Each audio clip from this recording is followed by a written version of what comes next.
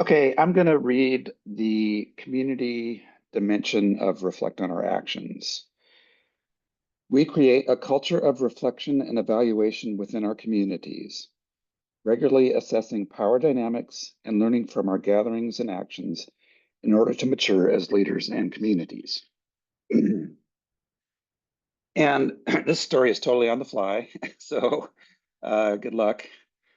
As you may know, if you've been reading our Substack, I have been writing scripture reflections, and I have noticed that certain themes continually reemerge in scripture and what I'm writing about. And the two big ones that I want to reflect about, so reflecting on my actions as a writer, are visions and belonging. And I wrote a piece this week about Ecofaith's vision. So I'm going to read that, and we read it as part of our script, but it just helps me to center my thoughts about this. We envision a collaborative, equitable, and regenerative world beyond fossil fuels, industrial agriculture, deforestation, and systemic injustice, in which our interconnectedness with the whole community of creation is fully embraced and all peoples are seen, named, loved, and flourishing together. Now, as you all know, we wrote this together as a group, and I love our vision statement. I think it's really terrific. And as I took a deeper dive into belonging and into the idea of visions, I realized it's not for everybody. And I realized as much as we tried to write and did write, um, an inclusive kind of vision, it will naturally and inherently divide people. It will naturally make certain people feel like they are excluded from our vision. It will, alienate people, and it will provoke people. And that's not a bad thing. Visions are intended to be provocative. They're intended to generate a response. And as I have been engaging with these themes of visions and belonging, um, and writing about white Christian nationalism and who gets to be a Christian, which is a thing that is happening in our country and is a thing that our government um, looks like it's going to want to try to engage in and use governmental power to define Christianity. Um, these are important and current themes.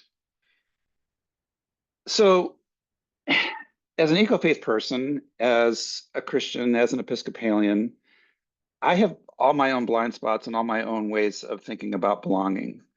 And I tend to think that, of course, I have the right ways of thinking about belonging because, of course, I've got the best stuff. Um, and it just ain't so. Um, and and what I think about now with our vision is there's these natural components to it that I didn't really appreciate when we wrote it.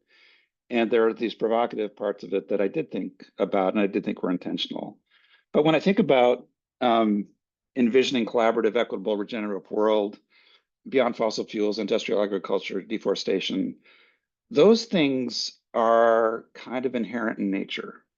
They're kind of inherent in the way reality is.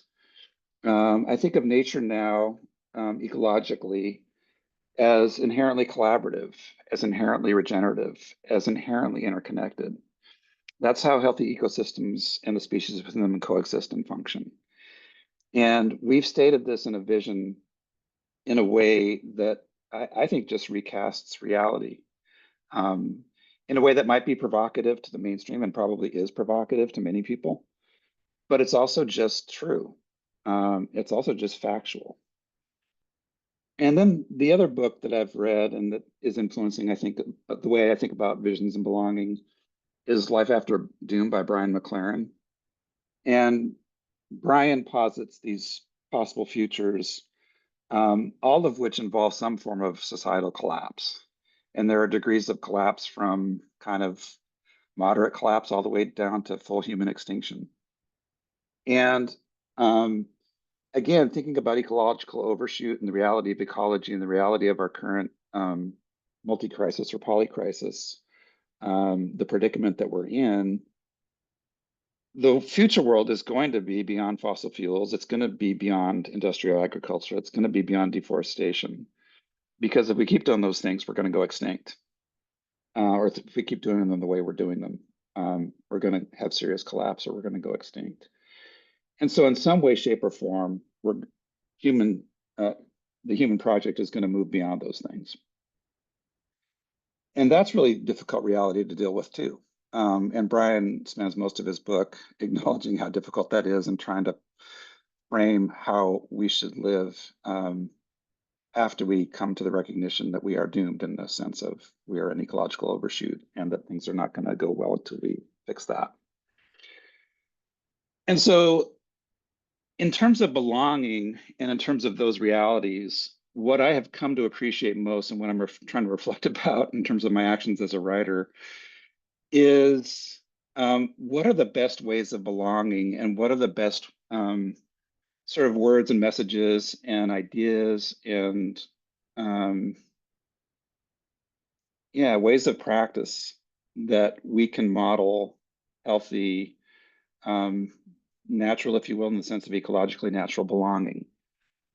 And I don't think I have any answers yet, but I do think we are on the right track, in the sense that we recognize this idea of a community of creation, and thinking of communities in the broadest sense possible as trying to model a place where everybody actually does belong, and putting a vision forth that posits that idea as something to strive for, because we have all these subtle and much smaller ways of belonging, which really are just also ways of excluding.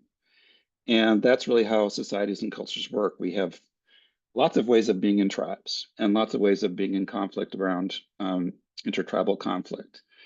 And this whole big, huge vision, and there's Christian versions of this too. And I think about those, and I think about, yeah, but Christianity excludes all these other people, right? So as much as they're broad, as much as they try to be inclusive of the whole community of creation, there's still language hurdles and religious hurdles and other barriers to belonging that, when I look at them as a Christian, I'm like, oh, that's great for me, but there's all these people in the world who are not Christians, right?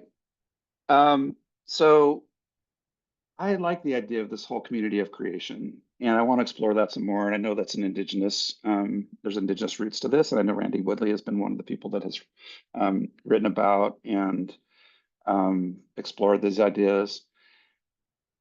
And I guess the other thing about belonging and within all this is, what are the terms and conditions of belonging, and how do you stay in community with people with whom you disagree, including people with whom you disagree violently, or explicitly, or in the case, let's just be straight about it. In the case of some folks, they'll just deny your existence, right? They'll deny your ability to be who you are as a person, and that's not acceptable. And that's exclusionary, and it's a denial of humanity. It's a denial of even the attempt at positing a way of belonging, right? And so I think there's distinctions between denying someone's basic humanity and disagreeing about ideas, and those concepts are really important to this idea of belonging. And I guess I'm going to come around to the end of this and do the best I can to close it up, by saying that Ecofaith's vision to me is about choosing both the best possible future and choosing the best possible ways to get there.